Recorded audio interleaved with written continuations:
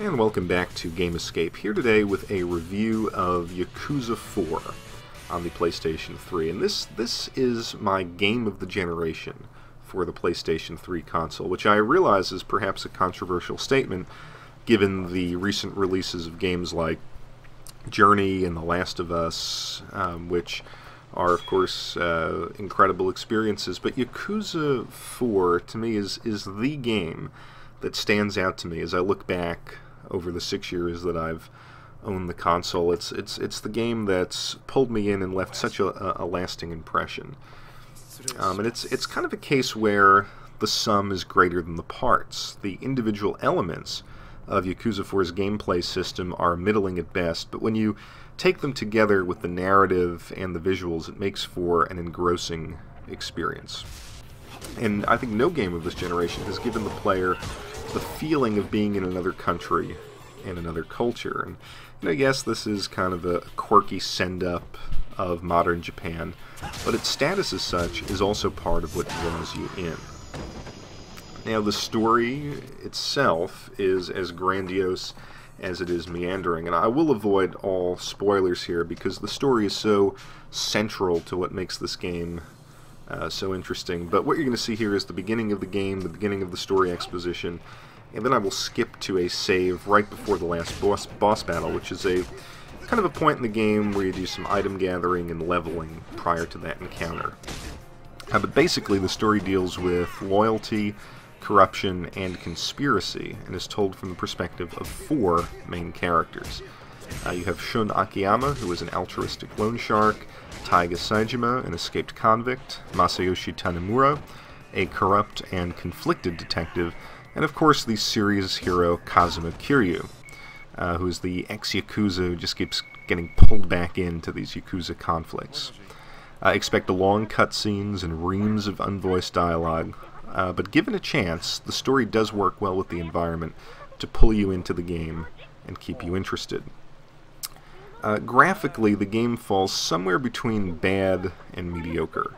You'll notice lots of rough textures, jagged edges, and assets that look like they belong to the PlayStation 2 circa 2001.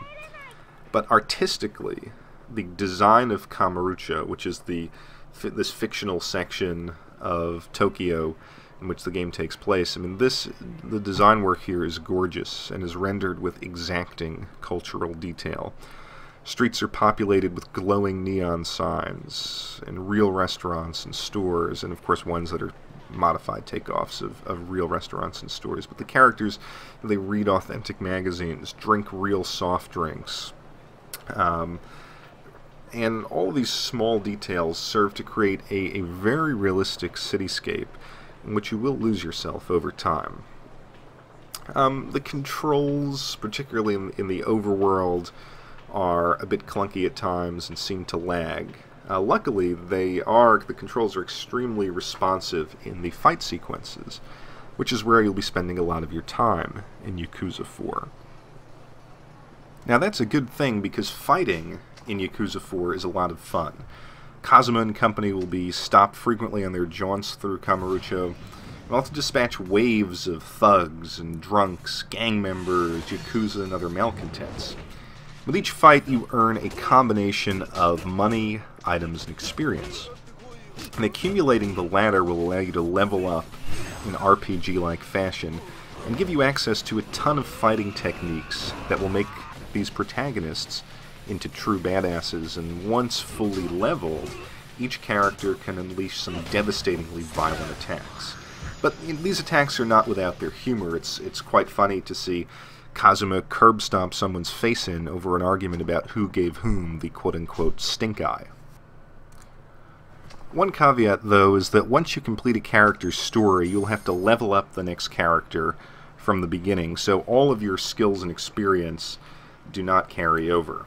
Now, each of these characters fight a bit differently, but it can still be a letdown to go through 4 cycles of leveling in this game.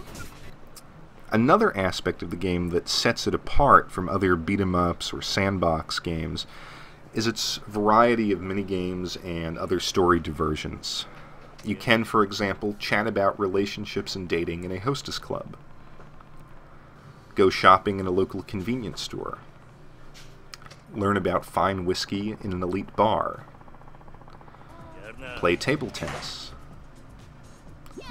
Hone your skills at the batting cage. Go to a Club Sega arcade and play a shmup. While away the hours in a pachinko parlor. Enjoy some karaoke. And end your evening in a fine sushi restaurant. And you will want to do all of this because the minigames are genuinely fun, and all of these minigames and activities allow you to level up your character more quickly. Just make sure you pummel a lot of thugs first, because Kamurocho's nightlife can be a bit expensive.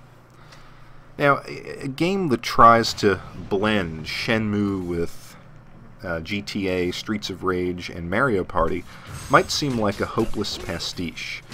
But Yakuza 4 blends these genres and styles so expertly that you get an experience unlike any other on this console generation. If you come to this game expecting to play better or more refined versions of these aforementioned games, you will be sorely disappointed. But if you allow yourself to be absorbed into this world, you will experience a unique and unforgettable game. You know, I think in a generation where games seem more and more derivative, Yakuza 4 is really a singular experience, and those who love the series can only hope that Sega will localize Yakuza 5, so we can all take another trip to Kazuma Kiryu's gruesomely violent, unrelentingly quirky, and undeniably fun version of Japan. Thanks for watching Game Escape, and we will see you again shortly.